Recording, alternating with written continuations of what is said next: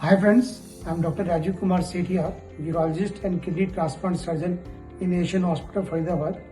आज मैं बात करूंगा role of robotic surgery in urology.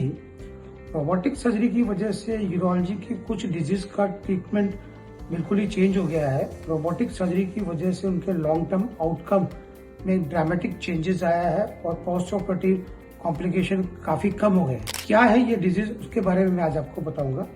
तो मुझे सबसे फर्स्ट एंड इम्पॉर्टेंट जो डिजीज है वो है मैनेजमेंट ऑफ प्रोस्टेट कैंसर। जब भी प्रोस्टेट कैंसर ऑर्गन कन्फाइंड है, फैल के किसी दूसरे ऑर्गन में नहीं गया है, ऐसे केस में अगर प्रोस्टेट कैंसर की सर्जरी रोबोट से करते हैं तो पोस्ट ऑपरेटिव कॉम्प्लिकेशन जैसे यूरिन लीकेज और इरेक्टाइल डिस्फंक्शन के चांसेस बिल्कुल ही कम या नहीं के बराबर होते हैं। दूसरी बीमारी है मैनेजमेंट ऑफ किडनी कैंसर।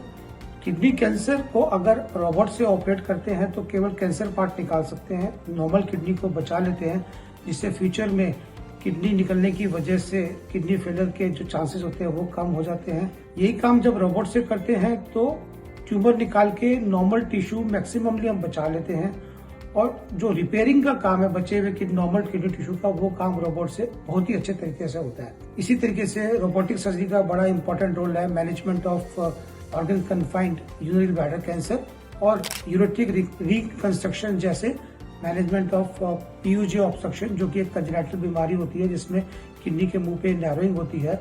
वो काम भी अगर रोबोटिक सर्जरी से करते हैं तो उसके long term outcome as compared to open surgery और लैप्रोस्कोपिक सर्जरी काफी बेटर होते हैं। या फिर कभी यूरेट्रिक ऑब्स्ट्रक्शन होता है जिसमें कि हम रीइम्प्लांट करते हैं, अगर वो रीइम्प्लांट का काम अगर रोबोट से किया जाता है तो उसके लॉन्ग टर्म आउटकम बहुत ही अच्छे होते हैं और पोस्ट ऑपरेटिव रिस्क बहुत ही कम होते हैं। So in nutshell, robotic surgery has become almost near standard of care in management of organ confined prostate cancer, kidney cancer, urinary bladder cancer and ureteric reconstruction. Thank you.